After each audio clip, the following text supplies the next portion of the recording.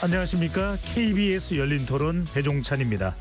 KBS 열린토론 매주 월요일 여야를 대변하는 네 분과 함께하는 여의도 내변인들로 여러분들을 만납니다. 어제자로 윤석열 대통령의 5년 임기 절반이 지났습니다. 지난 7일 윤 대통령은 대국민 담화와 기자회견을 통해 추후 국정 운영 계획과 최근 불거진 논란에 대한 입장을 밝혔는데요. 기자회견에 대한 평가가 엇갈리는 가운데 국정기조 전환 요구 목소리가 높아지고 있습니다. 정치권의 특감과 특검 대치 상황 살펴보고요.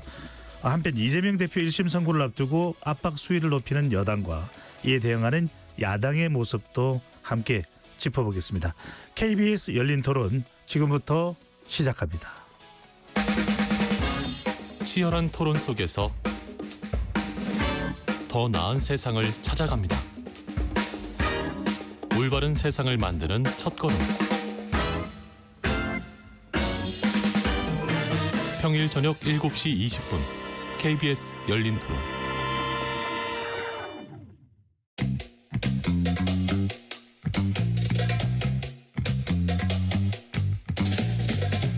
네 명의 대변인들이 함께하는 정치 현안 토크 여의도 내변인들.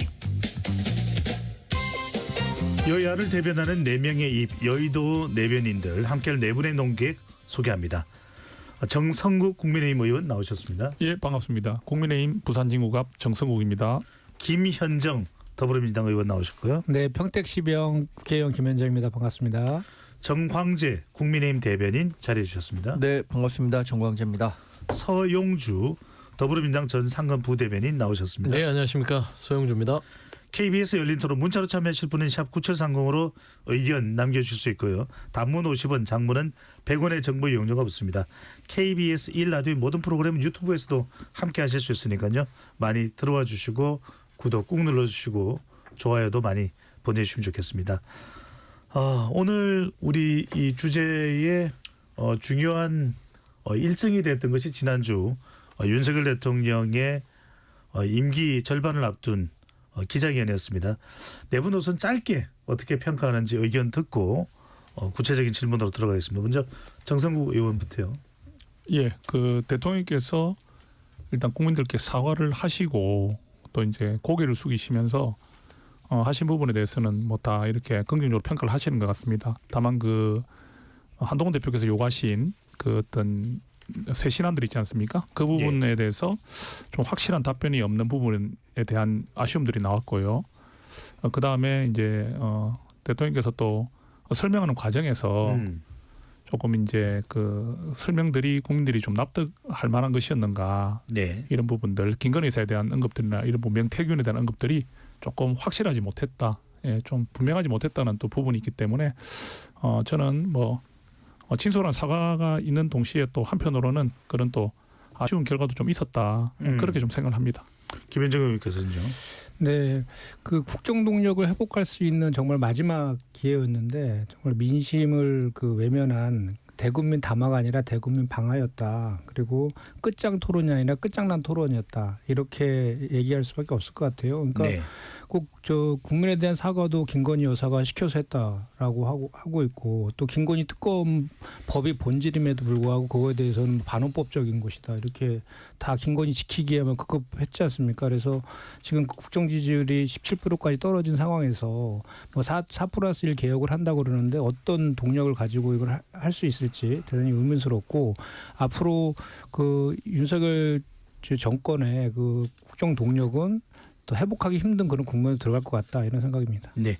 방금 전에 지지율을 말씀해 주셔서 오늘 소개드린 모든 조사는 중앙선거인조사심의위원회 홈페이지에서 확인 가능합니다. 한국갤럽이 자체적으로 지난 5일부터 7일까지 무선 가상번호 전화 면접 조사 결과이고요. 윤석열 대통령이 대통령 직무를 잘 수행하고 있는지 잘못 수행하고 있는지 물어본 결과 잘하고 있다는 긍정평가 17%, 잘못하고 있다는 부정평가는 74%로 나타났습니다. 정광재 대변인님.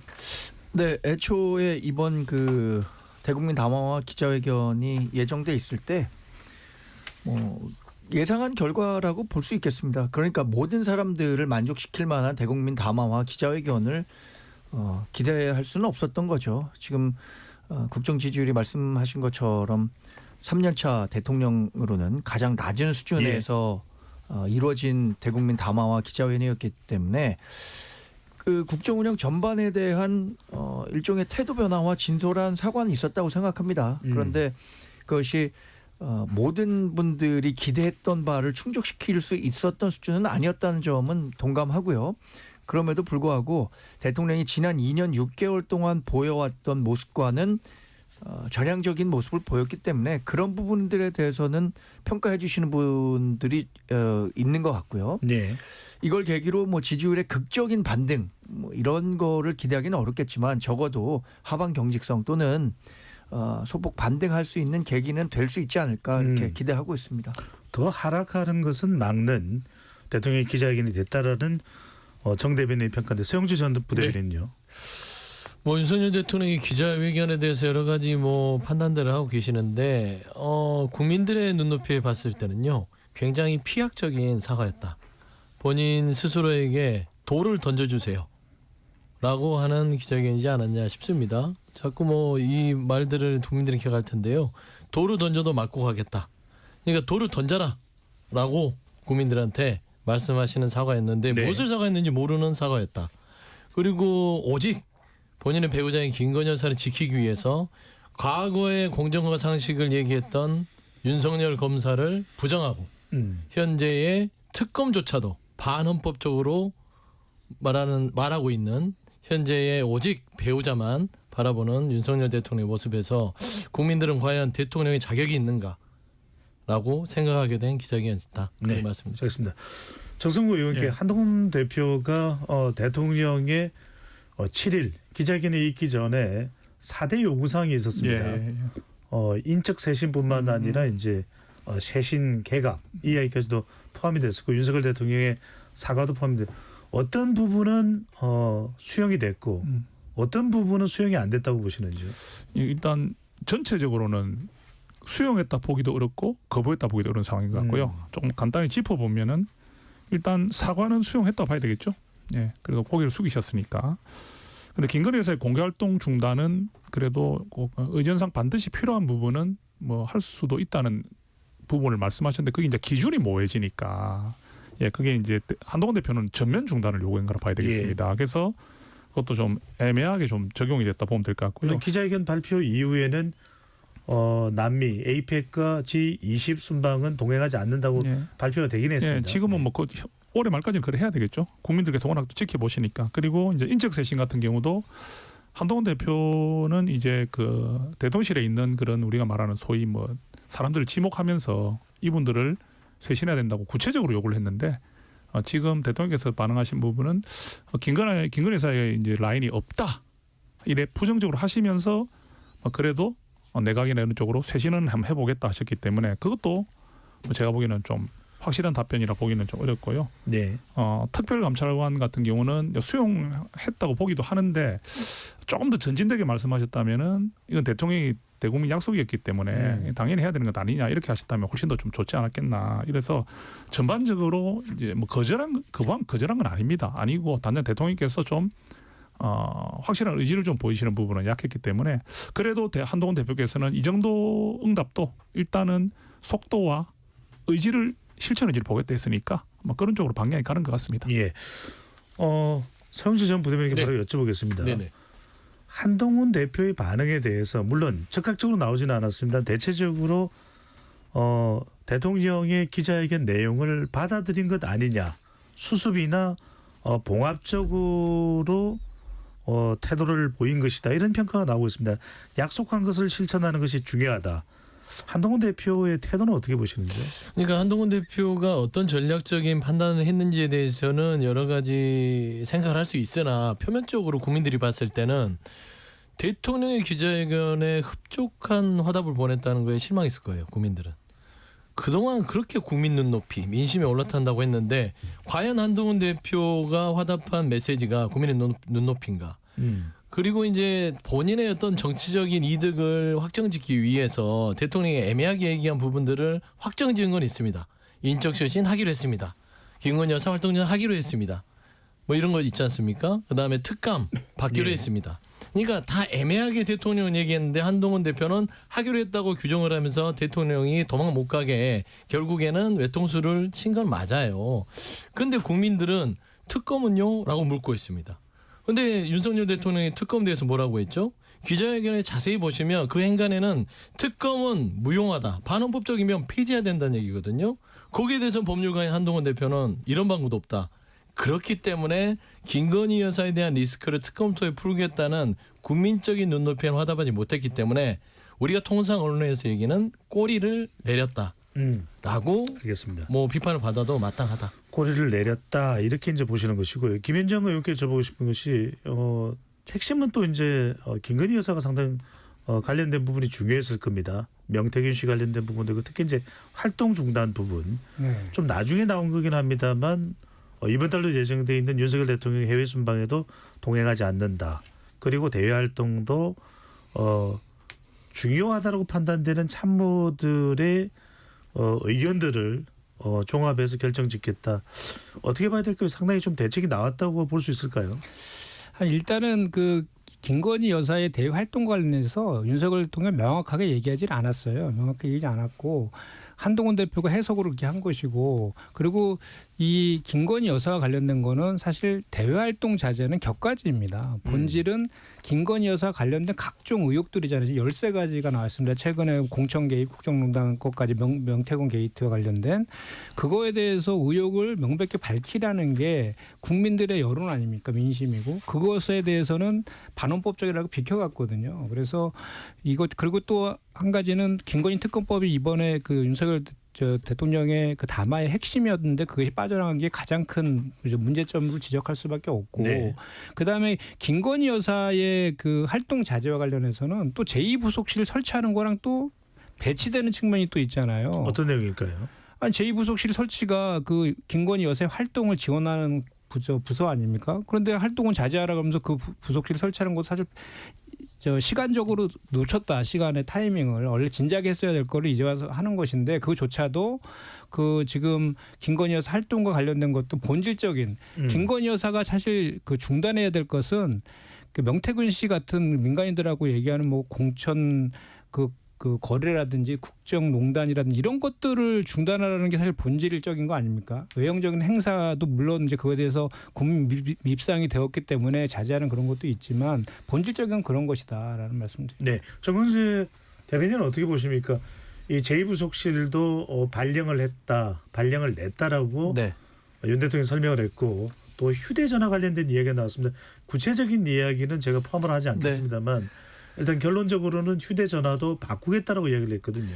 그러니까 전반적으로 기자회견이 끝난 이후에 나온 대통령실의 후속 조치들만 놓고 본다면 저는 대통령이 직접 이런 이야기들을 하셨더라면 훨씬 더 국민적인 공감을 살 수 있지 않았을까 하는 아쉬움이 남거든요. 예. 이게 결과적으로는 한동훈 대표가 이야기한 부분들이 많이 수용된 측면이 있어요. 김건희 여사의 활동 중단 이거 사실상 이미 중단하고 있고 앞으로도 정말 필요한 경우만 하겠다라고 했으니까 결국에는 이 한동훈 대표가 얘기한 것과 싱크로되는 부분이 많은데 이걸 대통령께서 화끈하게 그러면 앞으로 중단하겠다라고 하셨으면은 훨씬 더 좋은 평가 받았을 수 있을 거라고 생각하는데 그런 부분들이 좀 아쉽죠. 인적 쇄신 같은 경우에도 본인이 누차 얘기했던 것처럼 본인은 누군가에 의해서 밀려서 하는 인사 같은 건 하지 않겠다라는 그 태도를 보여왔기 때문에 예. 이번에도 같은 맥락으로 이해할 수 있지만 어쨌든 유연한 태도로 인적 쇄신에 나서겠다라고 얘기했으니까 저는 후속 조치를 강조한 한동훈 대표의 요구 사항이 앞으로 한 뭐 2주 어쩌면 외교 일정이 마무리되는 한 12월 초까지 어떻게 이루어지느냐에 따라서 이번 기자회견에 대한 평가도 극명하게 달라질 수 있다고 보거든요. 지금 말씀하신 게 중요한 게 아니라 이 말씀들이 어떻게 실행이 되느냐 이 부분들을 우리가 집중해서 봐야 되지 않을까 싶어요. 당은 그런 변화를 계속해서 요구할 거고요. 예. 자, 지금부터 이제 김건희 여사와 관련된 부분이겠죠. 바로 이제 특별감찰관과 특검 관련해서 집중적으로 네 분과 토론을 해보겠습니다. 먼저 정성국 의원께 예. 자, 먼저 우리 청자분들께서 궁금하신 것은 특별감찰관이 윤석열 대통령 기자회견에서도 밝혔고요. 빨리 추천을 해달라. 그러면 추진이 되는 겁니까? 아니면은 당 내에서는 결론이 나온 겁니까? 어떻게 되는 겁니까? 지금 결론이 나온 건 아니고요. 14일에 의총을 열기로 했습니다. 11월 14일에 우리 의총을 열어서 의원총회를 열어서 특별감찰관 제도를 어떻게 할 것인지에 대해서 우리가 이제 의논을 하기로 했고요. 그날 결론이 나올 가능성이 상당히 높다고 봅니다. 물론 뭐 표결까지 가지는 않을 거라 예상하고요. 예. 그런 상황이고 뭐 또 이게 지도부 위임하자 될 수도 있겠죠. 그렇지만 제가 보기에는 14일 날 아마 결론을 낼 것 같다는 생각이 많이 듭니다. 예. 근데 여기서 이제 좀 쟁점은 우리가 이번에 그 대통령의 기자회견 이전에 특별감찰관제가 이렇게 이슈가 떠올랐을 때는 예. 좀 충돌 양상이 됐었잖아요. 근데 지금은 그때보다는 좀 덜한 것 같습니다. 물론 아직까지도 특별감찰관제에 대해서 좀 부정적으로 보는 분들이 계시지만 전반적으로 이제 이 부분이 큰 충돌 여지보다는 왜냐하면 대통령께서 북한인권 이제 재단 이사와 연계시키지 않겠다는 의미를 좀 담았기 때문에 예. 좀 숨통이 트였다고 보고 있거든요. 그래서 저는 14일에 우리가 좀 합의를 좀 볼 수 있지 않겠나는 기대를 한번 해봅니다. 예. 정한선 대변인께 제가 네. 확인을 하나 하겠습니다. 그럼 지금 14일이면은 이번 목요일인데 네네. 오늘이 월요일이고요. 뭔가 내부적으로는 결론이 났어야 되는 거 아닙니까? 내부적으로 아직 결론이 근데 사실상 네. 지금 정 의원님 말씀하신 것처럼 공감대가 확산됐다라는 점은 확인해 드릴 수 있을 것 같아요. 그러니까 그동안에는 뭐 이른바 친윤계 의원분들은 특별감찰관제가 북한인권재단과 이사 추천과 연계돼 있었기 때문에 이걸 원내에서 의견을 모아서 처리해야 한다라고 했지만 예.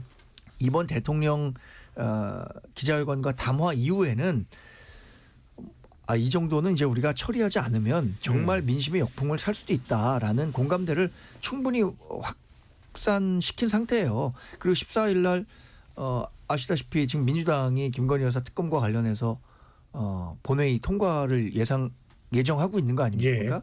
그런 측면에서라도 우리가 만약에 이거 특감까지 안 한다 그러면 국민들께 무슨 면목으로 이 김건희 여사 리스크 해소와 관련해서 이야기를 할 수 있겠습니까?라는 공감대가 충분히 형성돼 있기 때문에 표결 아니라 지도부 내에서 의견을 취합해서 건의를 하는 형식이든 뭐 민주당과 협상을 하는 방식이든 예. 특별감사관 제도가 곧 도입이 될 수 있을 거다. 이 민주당의 협조가 분명히 필요한 사안이긴 하지만 말이죠. 정강재 대변인 말씀대로라면 특별감찰관 도입 부분 관련해서는 친윤 친한이 싸울 일은 없다는 네, 말씀입니까? 저는 지금 뭐 충돌할 일은 없다고 말씀드립니다.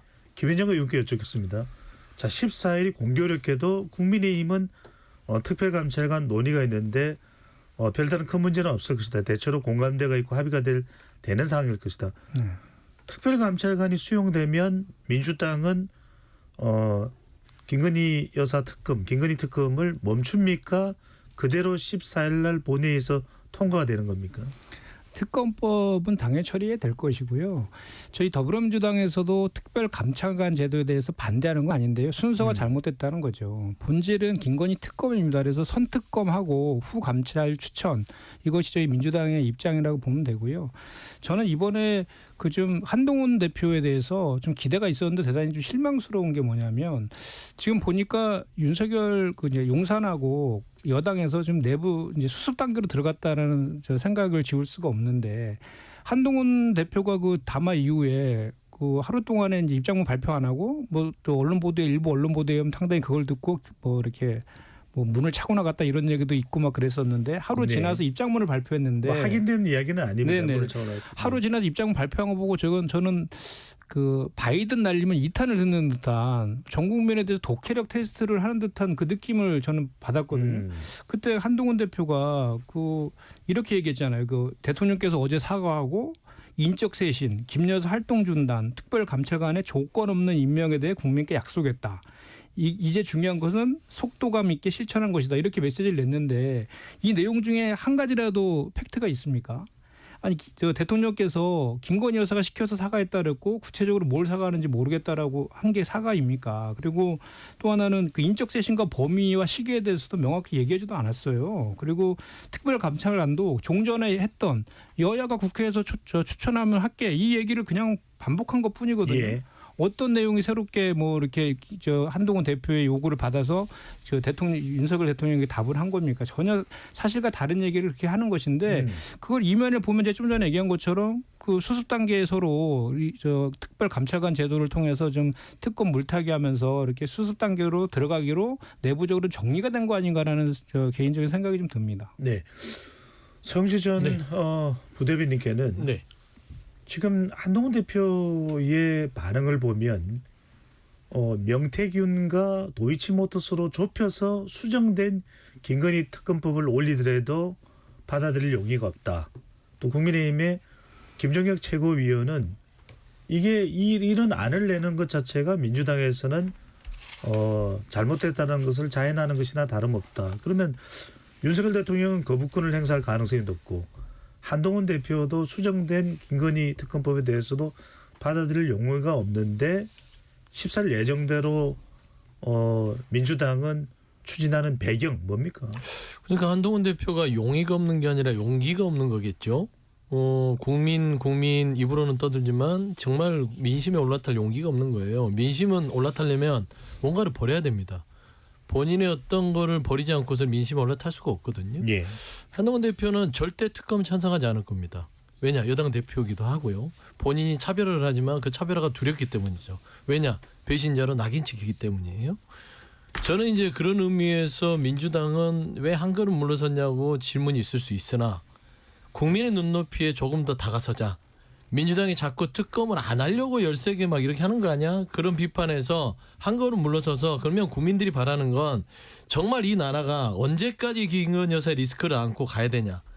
많은 방송들이 다 김건희 여사 얘기밖에 안 하잖아요. 이게 정상적인 나라입니까?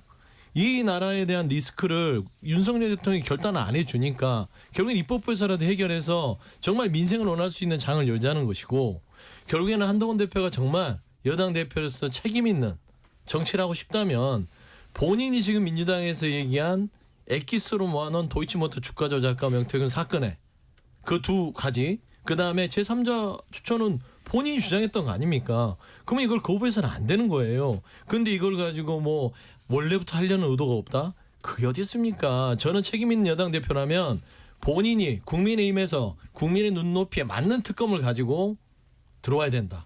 비판하지 말고. 저는 그러지 않고서는요. 한동훈 대표의 용의보다는 용기 없음을 먼저 국민 앞에 고백하는 게 맞다. 정관세 네. 대변인 갔다가 정승호 의원으로 가겠습니다. 그러니까 지금 소영주 대변인께서 말씀하시는 거 한동훈 대표가 대통령에게 뭔가 다른 이야기를 할 용기가 없다고 말씀하셨는데 이건 야당이니까 충분히 대통령실과 집권 여당에 대해서 그런 이야기 하실 수 있다고 생각해요. 왜냐하면 야당이니까 그렇죠. 집권 여당은 대통령실과 여당과의 그 관계라는 게 있습니다. 그 관계를 완전히 파탄내면서까지 당정 관계가 악화되는 것을 우리 지지자들은 전혀 원하지 않고 있거든요. 그런 상황 관리, 그 갈등 관리를 얼마나 잘 하는가가 집권 여당 대표의 역할이기도 하다고 생각합니다. 그리고 김건희 여사 특검과 관련해서는 여전히 뭐 수정안이 구체적인 사안을 뭐 발표하지 않았지만 예를 들어서 3자를 추천한다고 가정했을 때 예. 대법원장 추천에 대해서 여전히 민주당이 무제한 비토권을 갖는다. 이런 부분들이 포함된다면 우리가 문제 제기했었던 특검의 문제 하나도 해소되지 않았는데 어떻게 받겠습니까? 저는 구체적으로 어떤 사안까지 민주당이 용의가 있어서 협상 가능하다는 건지에 대한 파악이 우선이라고 생각하고요. 도이치모터스 특검과 관련한다면 뭐 개인적으로는 도이치모터스 특검과 관련해서는 지금 검찰이 불기소 처분 내린 거에 대해서 예. 일정 부분 의혹이 해소되지 않았기 때문에 가능할 수 있다고 생각하지만 명태균 게이트와 관련해서는 지금 검찰이 정치자금법 위반으로 수사를 맹렬히 하고 있잖아요. 이 부분 수사 결과가 나오지도 않았는데 이것에 대해서 바로 특검을 하겠다라고 하는 것을 더군다나 그게 정당의 공천과 관련한 문제를 다루는 사안인데 적절하지 않다고 봅니다. 특검은. 네. 정승호 의원은 어떻게 보십니까? 이 특검에 대해서 예. 이전에 최병 특검보다도 오히려 더 한동훈 대표가 단호하게 나오거든요. 그런 이유가 최병 특검 때 제3자 추천안을 받아들인다고 했다가 지금 일종의 호되게 역습을 당하고 있는 상황 때문에 아예 난 그러면 애당초 김건희 특검법은 강하게 안 받는 걸로 나가겠다 이런 기조가 서 있는 겁니까? 이거는 분명히 좀 밝혀야 될 것 같아요. 한동훈 대표가 그때 대표 출마할 때 그죠? 최상병 특검법 제3자 그 도입 부분은 이야기를 했었지만 예. 그때도 김건희 특검법에 대한 건 한 번도 언급한 적 없습니다. 없고요. 특히 지금 같은 경우는 이게 지금 정치 공세라 해서 저희들도 지금 이재명 사법 리스크에 대한 민주당의 태도들이나 이런 보면 또 집회 뭐 이런 여러 가지 또 방탄 이런 부분들에 대한 게 몰려오는 상황에서 이 이슈를 좀 만회하고 역전시키고 좀 상쇄하기 위해서 김건희 특검법을 가지고 전략적으로 나온다는 것도 우리는 생각하고 있는 거거든요. 그럴 수 있는 거거든요.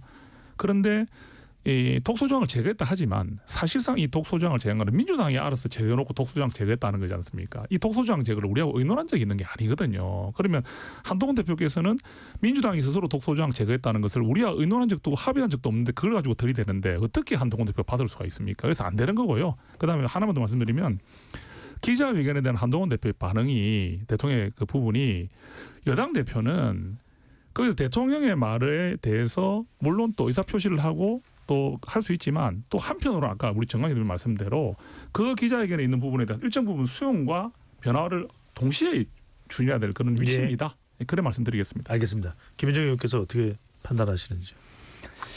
일단은 저 한동훈 대표가 이제 뭐 처음에 장관 되고 비대위원장 될 때 다 윤석열 아바타다 이런 같은 검사 출신이다 이런 우려들이 있었잖아요. 그것들을 지난 금정구청장 보궐선거 때 뭐 김건희 여사가 수사에 협조해야 된다. 국민 눈높이 상식을 얘기하면서 그렇게 하면서 금정구청장에 승리하는데 많이 또 기여한 측면도 있어요. 그런 주장들을 통해서. 그래서 여당 대표가 이제 보수 계멸을 막고 좀 이렇게 용산에 대한 제대로 된 견제 역할을 하겠다라는 기대들이 사실 반영된 것도 있는데 지금 와서 보면은 결국은 태생적인 한계를 극복하지 못하는구나. 그래서 지금 어설픈 선긋기를 하다가 결국은 그냥 적당한 선에서 타협하려고 하는구나라는 생각을 이제 지울 수가 없다라는 말씀을 드릴 수밖에 없고요. 지금 저희가 이제 여당과 야당 입장에서 자기 주장을 강하게 하고 있지만 저희가 간과해서는 안 될 것은 국민들이 어떻게 바라보고 있느냐입니다. 결국은 지금 아까 갤럽 여론조사도 우리가 17% 얘기도 했지만 그와 관련돼서 민심이 지금 이렇게 반응하고 있는데 여당에서 한동훈 대표가 아무리 그거에 대해서 뭐 특검은 안 된다 뭐 이런 식으로 아무리 얘기한들 특검을 해야 된다는 국민의 민심이 70% 육박하고 있는 그 현실을 그걸 부정할 수는 없는 사실 아닙니까? 그리고 저희 더불어민주당에서도 오죽하면 아까 최혜병 특검법에 대해서 제3자 추천 이행만 얘기했다고 하지만 김건희 여사의 의혹에 대해서도 국민 눈높이에 맞춰서 협조해야 된다는 얘기도 수도 없이 했거든요. 그런데 실제로 무혐의 처리해 버렸지 않습니까? 근데 그거에 대해서 국민들은 그 의혹 해소가 안 됐다라고 지금 하고 계신 거. 그래서 그것을 특검을 통해서 제대로 진상 규명하자라고 지금 하고 있는 것이라서 그것을 한동훈 대표가 다른 말로 뭐 특별 감찰관이나 이런 거로 해갖고 그거를 물타기 해갖고 이 국면을 수습할 것이라는 것은 저는 그것은 손바닥으로 하늘 가리는 거다라고 생각하고 또 다른 문제들을 더 야기할 수밖에 없다. 저는 그렇게 생각합니다. 서영주 전 부대변인에게 궁금하니까 이거 궁금해하시는 분들이 많아서요. 14일 김건희 특검법을 통과시키려고 하는 이유에 대해서 15일 이재명 대표의 1심 선고가 있고 또 25일 이재명 대표의 또 다른 1심 선고가 있는데 그냥 궁금해서 여쭤봅니다. 그렇다면 이런 자꾸 의혹 제기를 하는 것에 대해서 아예 26일 날 본회의에 올리면 안 되나요? 그래서 궁금해하는 분이 계셨어요. 그러니까 어차피 이제 제 의결 부분이 남았잖아요. 그러니까 대통령은 본인의 배우자에 대해서는 묻지마 거부권이에요. 검토도 하지 않습니다. 그러니까 대통령은 거부권을 행사할 것이고 지금 오랫동안 뭐 갑자기 김건희 여사 특검이 나온 게 아니라 세 번째입니다. 대통령이 2번이나 거부했던 거예요. 세 번째 들어가기 때문에 이 부분은 국회 일정에 따라서 하는 것이고 뭐 특검법 통과된다고 재판부가 뭐 형량을 조절해서 때리겠습니까? 그런 것도 아니고요. 김건희 여사 리스크는요. 대한민국 뿌리 깊숙이 국민들이 분노하는 가장 부정평가의 1위로 돼 있습니다. 그래서 이 부분에 대해서는요. 일정을 조정한다고 해서 뭐가 이게 갑자기 푹 튀어서 우리한테 이 민주당 쪽에서 이득이 되지는 않아요. 근데 저는 참 답답한 게 국정이 한 발짝도 못 나가는 거는 여야 공이 다 알아요. 누구 때문에요? 김건희 여사 때문에요. 근데 어떤 김건희 여사냐면요. 대통령한테는 순진한 김건희 여사예요. 허위 경력을 사과했던 순진한 김건희 여사. 명품백을 순진해서 받았고요. 주가 조작도 순진해서 계좌를 활용당해서 수십억을 벌었는데 무혐의가 돼요. 순진해서 정치 브로커에 놀아나서 공천 개입의 의혹까지 갑니다. 과연 이게 민주당이 만들어낸 뭐 어떤 없는 사실인가요? 다 주체는 김건희 여사님이 하셨어요. 근데 그럼에도 불구하고 수사권을 가지고 있는 행정부의 수반이 배우자라는 이유만으로 지금 현재 공정과 상식을 깨고 있습니다. 이 부분을 바로잡자고 특검을 내는데 저는 다 떠나서 그냥 한동훈 대표께서 특검안을 국민의 입맛에 맞게 용산에 거슬리지 않게 한번 내보셨으면 좋겠어요. 알겠습니다. 정성호 의원께 여쭤봅니다. 예. 한동훈 대표가 국민의힘 주도로 수정된 김건희 여사 특검법을 낼 가능성이 단 몇 %라도 있습니까? 현재로서는 없죠. 네. 현재로서는. 또 하나 궁금한 건 14일 이제 본회의에서 김건희 특검법이 통과되면 예. 대략 이달 28일경 이제 재의결이 될 텐데 이탈 가능성 어떻게 보시는지요? 현재는 저는 없다고 생각합니다. 거의 없다고 생각하는 게 지금 이제 저희가 지난번에 소신표가 4표 나왔다 했지 않습니까? 예. 그때하고도 조금 상황이 다른 게 지금은 이제 저희가 좀 지지율도 많이 떨어지고 이런 상황에서의 좀 위기감도 좀 있고요. 그 다음에 더불어민주당의 지금 그 방탄 이게 너무 지금 이슈를 좀 자극하고 있기 때문에 저희가 여기서는 우리가 일단은 뭐 우리 안에 문제 이런 뭐 우리 안에 이런 뭐 불협화음이라든지 이런 좀 논쟁 이런 부분들 좀 뒤로 처치하더라도 예. 일단은 이 부분은 같이 가면서 위기를 극복해야 된다는 의지가 좀 우리 의원들이 많이 생기지 않겠나. 그래 보면 대표뿐만 아니라 우리 의원들도 이번만큼은 우리가 좀 힘을 합쳐야 된다는 생각들이 많이 올라오지 않겠나 생각을 해봅니다. 정광진 대표는 어떻게 보십니까? 일각에서는 이미 이제 공직 선거법 관련해서 22대 국회 당선된 의원들의 위태로운 시점이 지나갔다. 2028년까지 임기인 국회의원들이 이탈이 있지 않겠냐는 그런 이제 언론 보도의 분석이 나옵니다. 예. 한동훈 대표는 당론으로 부결을 요구를 할까요? 어떨까요? 당론으로까지 채택할지는 제가 뭐 확신할 수는 없습니다. 그런데 정 의원님 말씀하신 것처럼 지난번에 최소 이탈표가 4표 나와서 예. 이것이 의미하는 뭐가 뭐냐라는 뭐 여러 해석들이 나왔죠. 이번에 재의결을 한다고 하더라도 이탈표가 지난번 이상 수준으로 나오기가 쉽지 않을 거라고 저도 생각하고요. 왜냐하면 김건희 여사 특검과 관련해서는 우리 당이 갖고 있는 어떤 위기의식이 분명히 있다고 생각합니다. 이 김건희 여사 특검이 포함된 13개의 사안을 들여다보면요. 예. 우리 당이 관여된 부분들도 꽤 많이 있어요. 예를 들어서 명태균 게이트 관련한 건 김건희 여사가 그럼 2022년 재보궐선거 과정 공천에 개입했느냐 안 했느냐, 그리고 이번 4.10 총선에 뭐 영향력이 있었느냐 없었느냐 이걸 들여다보겠다는 건데 우리 당에 있는 의원분들이 고도의 정치적 행위인 이 공천에 대해서도 검사나 아니면 수사 당국이 갖고 있는 사법적 잣대로 판단할 수 있느냐, 이 우리 당의 문제를, 이런 부분들을 어떻게 동의할 수 있을까라는 생각이 들거든요. 예를 들어서 지난번 4.10 총선 때 이재명 대표가 주도해서 이루어진 비명행사 공천과 관련해서도 뭐 지금 부각이 명태균 게이트처럼 드러난 게 없어서 그렇지 그런 네. 사안에 대해서 그럼 특검으로 한번 조사해보자라고 한다면 민주당 쉽게 동의할 수 있겠습니까? 저는 이런 부분들 고려한다면 지금 얘기되고 있는 그 특검 우리 당에서 4표 이상의 이탈표 나오기 어렵다고 봅니다. 예. 김정일 의원은 재의결 때 국민의힘의 이탈표 가능성 어떻게 보시는지요? 그러니까 이런 것 같아요. 아까 우리 정광재 대변인께서 말씀하시는데 약간 좀 착안해서 보면 그 용산하고 국민의힘은 지금 현재 이제 대통령의 담화 이후에 그래도 보수층은 그 하락 국면이 약간 좀 소강 상태로 들어갔다라고 내부 판단을 하는 것 같아요. 그래서 그 지금은 지금 정도 수준이면 버틸 수 있겠다라고 해서 내부 결속에 들어간 것 같다라는 느낌을 제가 지금 갖고 있는데, 이게 2016년도에 박근혜 전 대통령 탄핵당할 당시에는 그 지금 현재 국민의힘에서 그 개파가 단체로 이렇게 그 탄핵에 찬성했던 그런 측면이 있는데 이 28일 날 그 제2호과 관련해서는 철저하게 제가 봤을 때에는 두 분이 말씀하신 것처럼 뭐 지금 상황에서 그 가능성이 없다라고 하는 것처럼 결국은 28일까지 국민 여론이 어떻게 되느냐에 따라서 그 결정들이 이루어질 것 같다는 생각입니다. 그래서 이후에 여론들이 정말 민심이 더 악화되고 더 버틸 수 없는 지경까지 간다라고 판단이 되면 28일 이전에 국민의힘 의원들도 뭐 다음 자기 정치적인 그런 그 생명이라든지 이런 것들을 감안하지 않을 수 없기 때문에 그렇게씩 판단의 잣대가 되지 않을까 저는 그렇게 예상을 좀 해봅니다. 네, 서영주 전 부대변인. 더불어민주당이 이 김건희 여사 특검법 관련해서 범위를 좁혔어요. 오히려. 그렇습니다. 14개나 되는 사안을 단 두 가지 명태균 씨와 또 도이치모터스 이 의혹만으로 줄이고 또 제3자 추천한 이야기한 게 재의결의 승부수를 던진다는 그런 의미가 담겨 있는 건가요? 뭐 그런 면이 없다고 할 수는 없죠. 다만 이제 국민의힘 의원들에 대한 합리성을 믿는다라는 신호라고 본 것 같아요. 이 정도면. 그러니까 이 정도면 민주당이 모든 걸 거의 내놨다고 해도 될 겁니다. 예. 그러니까 도이치모터 주가 조작가 명태균 씨에 대한 의혹, 제3자 추천 이 정도도 안 받는다면 국민의힘 의원들께서 과연 국민의 노뽕을 먹는 그 선출직 공무원이라고 할 수 있을까요? 그러니까 제가 늘 말씀드리는 건 그거예요. 비판을 하려면 대안을 제시해야 되잖아요. 근데 자꾸 민주당의 특검에 대한 비판을만 하지 본인들은 무슨 대안을 가지고 있죠? 그러니까 국민들은 그게 한심한 거예요.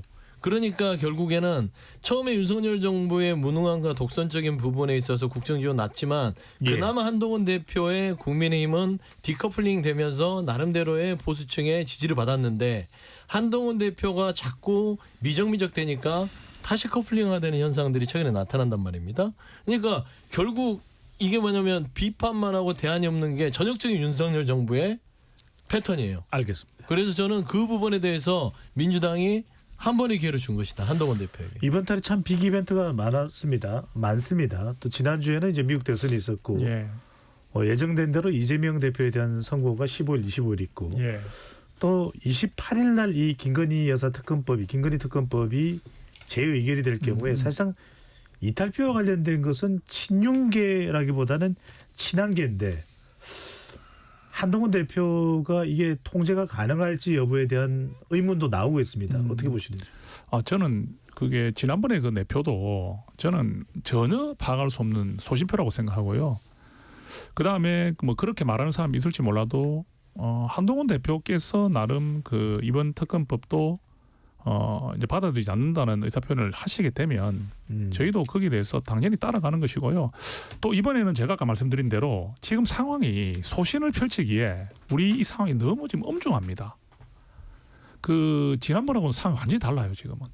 지금은 우리가 지금 이제 뭔가 좀 대통령 기자회견을 통해서 조금이라도 반전을 이루려는 지금 애를 쓰고 있는 것이고 대표도 또 거기에 대해서 또 좀 의지를 보이고 계시는데 여기서 지금 특검법 공세 이런 전략적인 그런데 저희들이 소신을 펼친다는 부분은 너무나 지금 의원들 한 명으로서도 어려운 상황이거든요. 그래서 저는 그걸 부결될 확률이 거의 확실하다. 이렇게 생각합니다. 알겠습니다. 지금 여러분께서는 KBS 열린 토론 함께하고 계십니다. 유튜브에 들어가셔서 KBS 1라디오 또는 KBS 열린 토론 검색하시면 토론하는 모습 바로 보실 수 있습니다. 방송을 듣고 계신 여러분이 시민 농객입니다.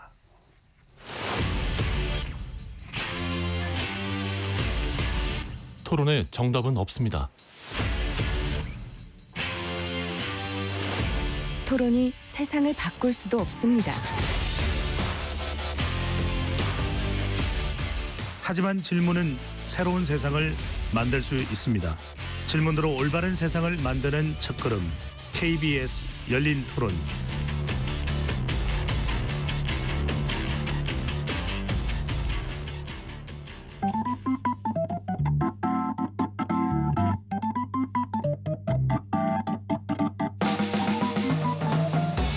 세상을 바꾸는 질문, 열린 토론이 시작합니다. KBS 열린 토론은 언제나 열려 있습니다. 단문 50원, 장문 100원의 유료 문자 샵 9730 그리고 KBS 어플리케이션 콩으로 여러분의 의견을 남겨주세요.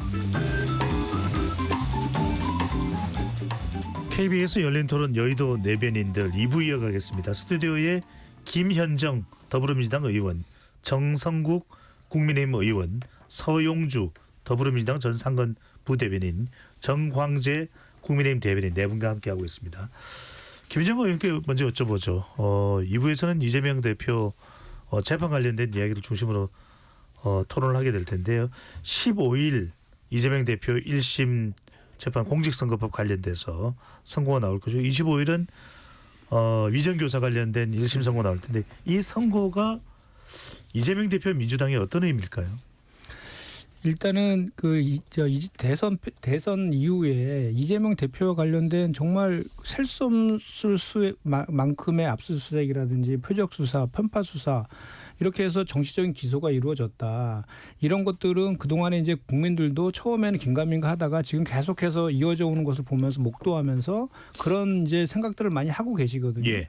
그런 것들에 대해서 그 사법부에서 이제 판결이 나는 역사적인 이제 사건이라고 저는 보여지고요. 그리고 윤석열 검찰이 정말로 그 정적 제거용 표적 수사에 대해서 이 정도까지 할 수 있나라는 것을 그래 검찰권의 남용에 대한 개혁의 필요성을 계속해서 국민들이 각인시켜주는 그런 그 사건이 될 것이다라고 저는 보고요. 기본적으로 그 15일 날 있을 그 공직선거법 위반과 관련해서는 정말로 우리 공직선거법 250조 1항에 보면은 당선 목적으로 허위 사실을 공표하는 경우인데 그 예. 허위 사실이라는 것에 대해서 거기 적시가 되어 있거든요. 예를 들어서 뭐 자기 학력이라든지 재산이라든지 출생지라든지 행위라든지 이런 것들에 대해서 허위 사실을 공표했을 때인데 그 김문기 씨를 모른다라는 것은 거기에 어디에도 해당되지 않는 그러니까 구속 요건 해당성 자체도 없는 것을 기소를 한 거예요. 인식과 기억을 가지고 기소를 한 것이라서 이거는 그 원래 기소할 것이 아닌 것을 기소했다라고 볼 수밖에 없고 예. 우리가 늘 하는 얘기지만 그 윤석열 당시 후보도 그 김만배 씨 몰랐다라는 것에 대해서는 인식과 기억이라 해서 무혐의 각하 처분했지 않습니까? 이렇게 이 법리적인 해석뿐만 아니라 윤석열 정권에서 공정과 상식을 이렇게 그 모토로 대통령까지 됐었는데 그 공정과 상식 측면에서도 너무나도 편파적인 지금 수사가 이루어지고 기소가 이루어진 거에 대해서 국민들이 이제 좀 이 재판을 통해서 다시 한번 그 검찰 개혁에 대해서 필요성을 인식하는 그런 계기가 되었다라고 저는 생각합니다. 예, 정원 대변인은 이재명 대표의 선고 네. 어떻게 보고 계시는지? 완전히 정반대 시각입니다. 이거야말로 정치적 기소고 정적 제거용 기소였다. 이것은 민주당이 검찰에 대해서 계속 해왔던 얘기입니다. 국민 일부는 검찰이 하는 행위에 대해서는 이 정치 검찰 프레임이 워낙 강하게 작동하기 때문에 맞아. 정치적으로 검찰이 이용돼서 기소했을 수 있겠다라고 생각하겠지만 이 15일에 사법적 판단이 나오는 순간부터는 이게 정적 제거용 또 정치적 기소가 아니었구나. 예. 사법적으로 단죄를 해야만 하는 그런 중대 범죄 혐의였구나라는 점을 자각하는 계기가 될 거라고 봅니다. 특히 이 이재명 대표가 했었던 거짓말은 당선 목적이 굉장히 강했단 말이에요. 당시에 대장동이라든가 백현동과 관련해서 자신이 그 사안에 대해서 보고를 받았거나 책임이 있었다라는 것이 알려지는 순간 내가 득표할 수 있는 수가 확실히 줄어드는구나라는 걸 명확하게 인식했기 때문에 이 당선을 위해서는 내가 이런 얘기라도 해야겠구나라는 목적을 갖고 얘기한 거거든요. 이런 부분들에 대해서 사법부가 그 선거사범으로 인식하지 않는다면 앞으로 나오는 그 수많은 거짓말에 대해서는 어떻게 책임을 물을 수 있겠습니까? 네, 알겠습니다. 방금 전에 두 분의 설명이 정반대로 엇갈리듯이 오는 15일 일단 선고가 나오니까요. 이 선고를 기다려보는데 여기서 하나 짚어봐야 될 게 서영주 전 부대변인께 지금 또 이거 생중계 관련돼서 논란이 되고 있습니다. 네. 생중계가 될 근거가 어디 나와 있습니까? 아니면 지금 민주당의 입장만 놓고 본다면 어떤 상황인가요? 근거는 돼 있지요. 그러니까 재판부가 이게 이제 공익에 부합된다. 국민의 알 권리가 필요하다라고 했을 때는 재판부가 결정하는 거예요. 예. 그러니까 재판부의 결정에 따라서 여든 야든 받아들이면 되는 겁니다. 그러니까 정쟁으로 끌고 가는 것은요. 참 오늘 한동훈 대표가 참 한가하다고 생각한 게 이걸 자꾸 생중계자고 때를 쓰듯이 얘기합니까? 이건 재판부가 결정하면 여당이든 야당이든 받아들이면 되는 거예요. 이걸 거부할 수 없잖아요. 그렇지 않습니까? 그러니까 한 번 정도는 생중계를 해야 된다라고 주장할 수는 있으나 생중계하세요. 생중계를 안 하면 이게 뭐 이상하고 뭐가 잘못된 거고 죄를 지은 것이고 뭐가 불리한 것이고 결국에는 야당 대표에 대해서 이미지를 깎아내리기 위한 한가한 그냥 정쟁놀이를 했다라는 측면에서는 이제 고마하셔라. 예. 그리고 재판부의 결정을 기다려라. 그 이상 그 이하도 아니다. 네. 그래 보면. 조성호 의원께 여쭤보지 않을 수가 없는 게 네. 지난번 1차 여야 대표회담을 앞두고도 생중계를 했으면 좋겠다라고 한동훈 대표가 주장을 했었고 이번에 재판에 대해서도 생중계를 주장하는 뭐 특별한 이유가 있을까요? 그렇죠. 우리가 어찌 보면 국민의 알 권리를 보장하자는 뜻이죠. 예, 지금 이거는 사실 이재명 대표는 공인입니다. 그것도 어찌 보면 야당의 제일 야당의 대표고요. 그래서 이제 이게 또 국민의 알 권리 또 이제 공인이기 때문에 이 재판의 과정을 우리 국민들이 보면서 판단할 필요가 있지 않느냐. 예. 그리고 이런 사례가 또 있거든요. 또 우리가 재판관이 피고인이 동의를 하지 않더라도 이걸 허가할 수 있는 권한이 있습니다. 예. 이런 사례가 있기 때문에 그러면 정말 무죄를 자신한다면 이재명 대표가 그렇게 무죄라고 확신한다면 떳떳하게 생중에 나와서 같이 보자는 거죠. 예. 오늘 한 대표의 뜻은 그 뜻입니다. 예. 근데 이게 좀 잠깐 한마디 붙어야 되는데 계속 그 무죄가 확실하다면 생중계 받아라 이렇게 하는데 아니 그 혐의가 그렇게 많다라고 하는 김건희 특검법에 대해서는 그렇게 안 된다고 하면서 아니 그 판결이라는 게 생중계한다고 판결 내용이 바뀝니까? 이거는 사법부 압박이고 사실 재판부가 이걸 수용할 가능성은 저는 없다고 봐요. 그런 걸 알면서도 대국민 선전전을 하고 있는 거예요. 지금 현재 이 국면을 모면하기 위해서 어떻게든 이재명 대표 끌어들여가지고 이재명 대표를 악마화시키고 이렇게 하려고 하는 거죠. 역대 3번 있었다는 거 아닙니까? 2018년도에 박근혜 전 대통령 국정농단 사건 2번 하고 예. 저희 이명박 전 대통령 행령배임권 관련돼서 전직 대통령인 경우에 국민의 알 권리와 그 공공의 이익을 위해서 생중계한 적이 있던 거죠. 그런데 이거는 그리고 저 오해 약간 섞어서 오해의 여지가 있는 것도 있는데 선고는 공개하게 되어 있습니다. 생방송이 아니더라도 선고는 공개하게 되어 있기 예. 때문에 이렇게 굳이 이렇게까지 국면 전환을 내서 이렇게까지 하는 것은 너무 좀 그리고 우리 그 서영조 대변인 얘기했지만 한 번 얘기했으면 됐죠. 지금 뭐 매일 이렇게 고장난 녹음기 틀듯이 계속 할 건 아니다 그렇게 생각합니다. 예. 정광진 대변인 혹시 뭐 하실 말씀? 뭐 그 민주당이 국민의힘과 그 대통령실에서 공격하는 거에 비하면 우리가 지금 이 정도 공세 펴는 건 뭐 그럴 수 있다라고 인정해줘야 되는 거 더 아닌가요? 노력하세요.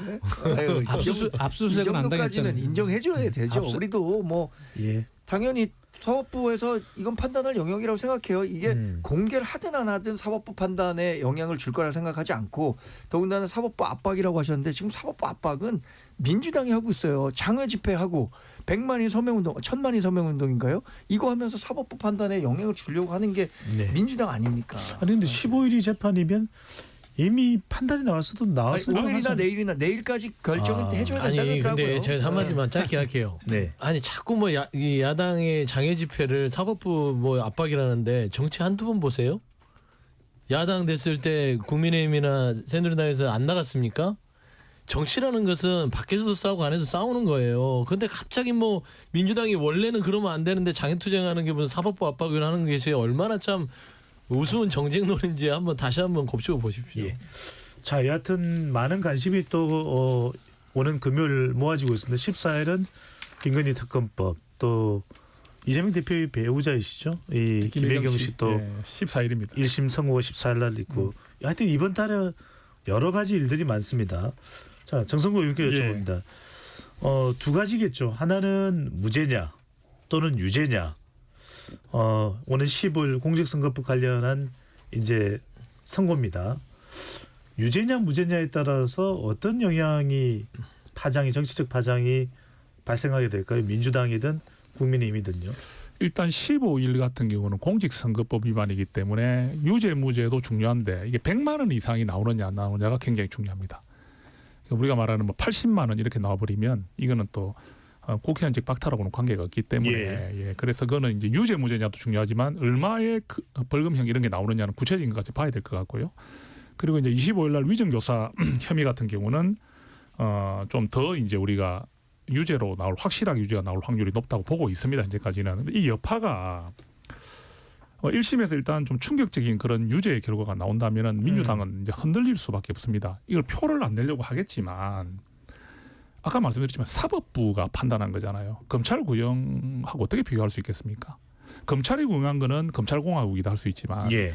우리나라 대한민국 삼권 분립의 축을 담당하는 법원의 판단이기 때문에 이거는 안 흔들릴 수가 없습니다. 그래서 이 부분은 민주당에도 큰 타격이 올 것이고 또 우리 국민의힘 봤을 때는 이재명의 사법 리스크가 이제 국민들에게 새롭게 인식되면서 우리 국민의힘이 여기서 어떻게 또 정치를 하고 민생을 살피고 또 우리가 당정이 잘 협의해 나가느냐에 따라서 또 반전의 계기가 충분히 마련될 수 있는 계기이기 때문에 이번 11월이 굉장히 엄청난 요동치는 전국이다 이런 말씀드리겠습니다. 김현정 의원께는 민주당이니까 무죄가 나오면 오히려 이재명 대표의 명분이 더 고추서게 될 것이고 또 민주당의 결집도가 강화될 것이고요. 일단 유죄가 나왔을 때를 여쭤봐야 될 것 같아요. 이거 만약이니까. 만약 유죄가 나온다면 많은 언론이나 이런 데서 많이 이제 궁금해하는 것들은 민주당 내부가 흔들릴 것인가, 또 이재명 대표는 어떤 판단을 하게 될 것인가, 어떻습니까? 일단 뭐 가정에서 물어보니까 저는 무죄를 확신하지만 가정에서 물어보니까 그에 대해서 답을 하면 예. 일단은 1심이고요. 뭐 우리는 이제 3심제를 채택하고 있기 때문에 1심이고 지금 이재명 무죄 탄원서가 100만 명을 넘었더라고요. 그만큼 국민적인 그 검찰권에 대한 비토도 상당히 높아 있는 그런 상황인데 저는 저 재판부가 현명한 판단을 할 거라고 저는 확신하고 만약에 유죄가 나온다 하더라도 1심이기 때문에 이재명 대표를 중심으로 한 뭐 단일 대우나 이런 거에 대해서는 그 큰 흔들림이 없을 것이다라고 저는 생각하고요. 오히려 더 내부가 더 단단하게 결속될 수 있는 계기가 될 것이다라고 저는 생각합니다. 그리고 또 반면에 계속해서 이쪽 그 우리 이재명 대표와 이재명 대표 김학의 여사에 대해서는 정말로 그 먼지털이 수사에서 수백 번 압수수색하고 헌정사상 초유의 당사와 본청까지 압수수색하는 일을 벌이면서까지 여기까지 온 거잖아요. 예. 그렇기 때문에 그와 동일 선상에서 윤석열 대통령과 김건희 여사 관련된 것들도 동일한 선상에서 수사해라라는 국민적인 여론도 훨씬 더 높아질 것이라고 생각합니다. 네. 서영수 부대변인에게는 민주당이 이제 매주 토요일 이제 장애 집회를 합니다. 그런데 유독 이재명 대표는 다른 의원들이나 참여한 사람들은 피켓에 윤석열 대통령이나 김건희 여사에 대한 강한 공격 내용이 들어가 있는데 이재명 대표는 상당히 좀 발언을 좀 신중히 하는 모습입니다. 그럴 이유가 있을까요? 아무래도 이제 그 야당의 말하자면 간판이잖아요. 아무래도 대표로서의 그런 무게감이라든지 그런 거를 의식한 게 아닐까 보시면 될 것 같고요. 그러니까 지금 뭐 탄핵이라는 부분에 있어서 굉장히 국민의힘이나 용산에서 민감하게 생각을 하는데 다 좋습니다. 뭐 숫자가 10,000명이 모였는지 15,000명이 11,000명이 모였는지 숫자가 예. 적고 작고 간에 그런 거는 중요한 게 아니고 그런 국민들의 목소리가 존재한다는 거에 대해서 좀 주목했으면 좋겠어요. 그러니까 그런 목소리가 작으면 없는 목소리고 사람이 많으면 있는 목소리입니까? 민주주의라는 그런 것도 아니고요. 그다음에 국정을 운영하는 사람은요. 몇천 명이라도 모여서 정말 당신들 못하고 있습니다라고 하면 그 얘기를 겸하게 듣고 고칠 생각을 해야죠.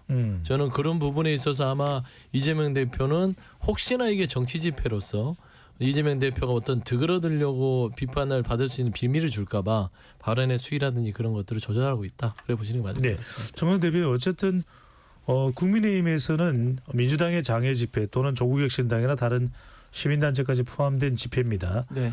윤석열 대통령 퇴진을 외치고 있는데 글쎄 뭐 크게 이 파급 효과가 없다면 없다고 받아들일 수 있을지 모르겠습니다만 또 상당히 또 지금 대통령 지지율이 낮은 상태에서는 의식될 수밖에 없거든요. 아니, 부담스럽죠. 국정 운영하는 과정에서 지금 서 대변인 말씀하신 것처럼 이런 목소리가 뭐 크고 작고는 뭐 중요하지 않다고 하셨지만 그래도 중요하죠. 뭐 예를 들어서 지난번에 민주당이 했던 집회에 과거 2016년에 했던 탄핵 집회만큼 많은 사람들이 모였다라고 한다면 지금 대통령실이 이렇게 대응할 수는 없을 거라고 생각합니다.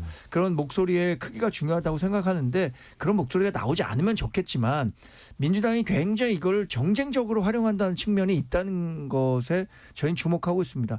그러니까 왜 그러면 지금 탄핵 집회와 관련해서 이런 탄력이 붙지 않는가? 많은 전문가들이 얘기하는 거잖아요. 민주당이 이 탄핵 정국을 주도할 만큼의 국민으로서의 진정성, 능력을 인정받고 있느냐? 이 부분에 대한 의심이 있기 때문에 중도에 있는 분들이 거기에 쉽게 가지 않는다는 거고 2016년에 얻었던 우리가 탄핵으로부터의 교훈, 탄핵 이후에 만들었던 문재인 정권 5년이 우리 대한민국의 발전에 얼만큼 기여했는가에 대한 평가가 정권 교체로 나타났다는 거 아닌겠어요? 그러니까 그런 측면을 종합적으로 고려한 여론이라고 봅니다. 최근에 알겠습니다. 대한 탄핵에 대한 건. 제가 작은 이 크고 작은 걸 따지 말라 한 이유는 모든 대형 산불과 큰 불도요 작은 불치에 시작되는 거예요. 근데 국정을 하는 사람은 국민의 그 작은 소리를 겸허하게 받을 생각을 해야지 그거를 수가 좀 적게 모였으니까 이거는 아니고 조금 더 많이 모였으니까 듣고 이런 식의 국정 접근 방식이 안 된다 그 얘기를 한 겁니다. 예. 지금 명태균 씨 이야기도 조금 안 해볼 수는 없습니다.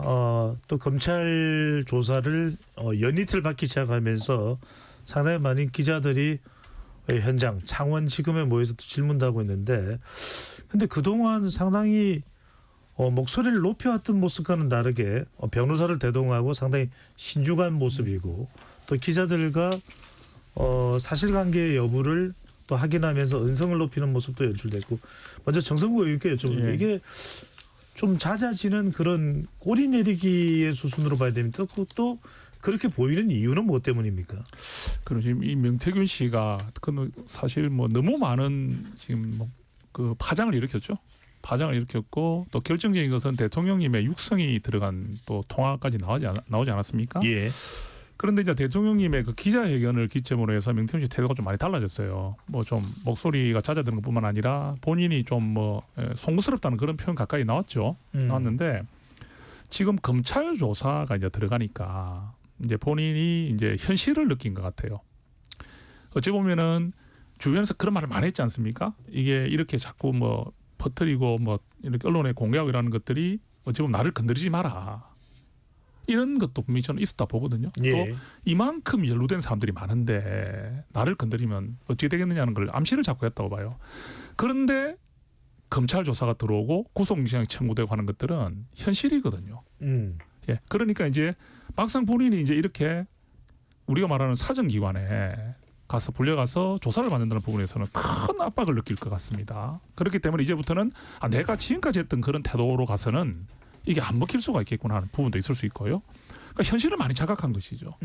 지금은 냉정하게 이걸 대응하지 않으면 본인도 굉장히 어려운 상황이 될 수 있다는 걸 판단하고 지금 아마 그렇게 태도 변화가 있었다. 저는 그렇게 생각이 듭니다. 냉정한 대응일 수밖에 없었거든요. 짧게 하나만 확인하겠습니다. 예. 한동훈 대표가 명태균 씨 관련해서 당무 감사한다고 했는데 뭐 진전된 게 아직까지 거기도 있습니까? 구체적으로 뭐 추진된 그런 건 아니고요. 구상 중에 있는 정도고, 예. 그 당무 감사라는 거는 사실 한계가 있습니다.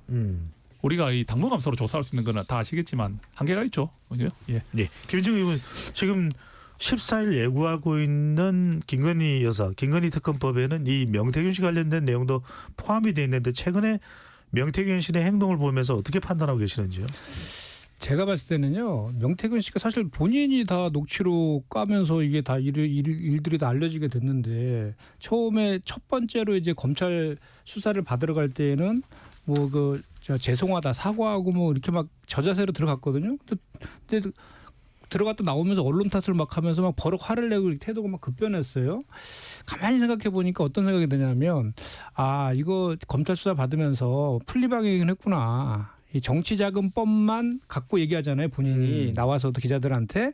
그런데 그분이 정치자금법만 문제되는 게 아니잖아요. 여론 조작도 있고 공천 개입과 관련된 그 얼마든지 확장된 그 의혹들에 대해서 수사를 해야 됨에도 불구하고 정치자금법만 기자들한테 얘기한 거를 봐서는 정치자금법만 가지고 수사하겠다라고 검찰과 뭔가 풀리방해를 한 거 아니냐라는 기시감이 상당히 듭니다. 그리고 갑자기 이제 우리 그 과거에 정진상과 그 김용 그때도 이렇게 그 갑자기 그 기소에서 유동규의 진술에 의해서만 압수수색하고 기소하고 지금 재판을 지금 진행 중인데 예. 그때의 그 유동규의 모습이 지금 기시감처럼 같이 이렇게 떠오르는 그런 거는 저만의 생각일지 저만의 생각은 아닐 거라고 저는 생각하거든요. 그래서 이 검찰이 이걸 사실은 작년 12월 달에 고발된 거잖아요. 그때 고발됐을 때 검사도 한 명 없는 뭐 수사과에 배당해서 늑장 수사하고 뭐 저기 다 이사 가고 미래연구소 이사 가고 다 늑장 수사하고 이렇게 하다가 최근에 여론이 악화되니까 이제 수사 이제 확대해서 하는 척하고 이런 것인데 국민들이 이 의혹에 대해서는 정말 이게 국정농단과 공천개혁과 관련된 이권개혁과 관련된 대단히 예. 큰 의혹들이기 때문에 이것도 대충 이렇게 수사했다가는 정말 국민들의 그 큰 비판과 저항에 직면할 것이다 저는 그렇게 생각합니다. 알겠습니다. 서영전 부대변인께 명태균 씨 스스로는 좀 이전보다는 달라진 태도입니다. 그런데 지난 국감장에서도 그랬고요. 민주당에서는 여러 곳으로부터 많은 제보를 받았다. 실제로 이제 윤석열 대통령과의 육성 녹취록도 민주당에서 공개를 했는데 뭔가 스모킹건이 될 만한 내용을 민주당이 확보하고 있는 게 있을까요? 확보하고 있는 게 있는 것으로 알고 있고요. 그다음에 속도 조절을 하는 이유는 윤석열 대통령이나 명태균 씨나 모두 다 솔직하지 못한 것이에요. 예. 결국에는 어디까지 거짓 해명을 하는지를 지켜보고 스모킹건을 쏴야 치명적이 되겠죠. 지금 현재 상황을 보면 윤석열 대통령께서는 기억 안 남으로 따지고 보면 혐의를 부인했다고 봅니다. 기억이 안 난다. 본인의 육성이 드러났음에도 불구하고 그런 말을 했는지 모르겠다라고 했잖아요. 불과 3년 전 일입니다. 그런데 이재명 대표는 한 5년 전에 있던 김문기 씨를 기억 못한다고 해서 재판을 지금 받고 있어요. 잠깐만요. 기자회견장에서는 그렇게 대화를 나눈 것 같다라고 얘기를 나누었는데 네. 거기에 대해서 정확하게 기억이 안 난다고 했습니다. 그리고 뒤에는 좀 그러면 어떠냐. 그러니까 참 말을 애매하게 했어요. 예. 또 그럼 뭐 의견을 주는 것이 뭐 나쁜 건 아니 안 되는 건 아니지 않냐. 그러니까 결국에는 전체적으로 봐서는 윤석열 대통령이 그런 가이드라인을 얘기했고 그 뒤에 명태균 씨는 대통령과 김건희 여사 부부에 대해서 손절하기 시작했습니다. 정치 자금으로만 수사하면 된다. 이거는 단순한 문제다. 뭔가 좀 미심쩍죠. 그래서 저는 영장 청구를 검찰이 했는데 영장에 어디까지 적시가 됐는지를 봐야 될 것 같고요. 실질 심사를 통해서 구속이 된다 하더라도 구속된 이후에 명태균 씨를 데려다가 어디 선상까지 수사를 가는지 결국엔 그게 특검으로 또 이거를 가느냐 마느냐의 어떤 결정사항이 될 것 같습니다. 알겠습니다. 남은 시간이 많지는 않은데 워낙 중요한 이슈라서 정광재 대변인께 먼저 네. 여쭤보고 다른 분께 여쭤보겠습니다. 의료 갈등 여전히 해소되지 않고 네. 있는데 예기치 않았다고 해야 될까요? 이명백 의협회장이 6개월 만에 의사협회 회원들로부터 탄핵을 당했나요? 네, 그렇죠. 이것이 의료계 갈등이 앞으로 전개될 사안과 맞물려서 어떤 영향을 주게 될까요? 네, 임 회장이 워낙 그 의료 갈등 국면에서 강경한 모습을 보이면서 정말 그 대화의 여지를 전혀 남겨두지 않는 그 상황으로 연출됐었거든요. 그런 과정에서 이제 의료단체를 대표하는 의사협회장이 바뀌었다는 것은 뭔가 좀 판이 바뀔 수 있는 계기가 될 수 있다는 측면에선 기대하는 바가 크고요. 오늘 여의정협의체가 처음으로 오전 8시에 국회에서 회의를 열었습니다. 야가 참여를 못하게 됐네요. 그렇죠. 네. 근데 지금 의사단체의 대표성, 참여하는 의사단체의 대표성이 적기 때문에 야당이 참여하지 않고 있는데 오히려 저는 이렇게 여쭙고 싶어요. 야당이 본격적으로 여야 의정협의체에 돌아올 때 의사단체들이 이 협의체에 들어올 수 있는 명분과 계기가 더 마련될 수 있다고 생각하거든요. 그럼 지금이라도 야당이 여당이나 아니면 대통령실이나 정부에서 추진하는 여야 의정 협의체에 대해서 무조건적으로 반대하고 여기가 잘 되는 것은 우리에게 도움이 되지 않는다. 이런 정치적 손해관계, 이익관계로 판단할 것이 아니라 빨리 들어와서 야당이 네.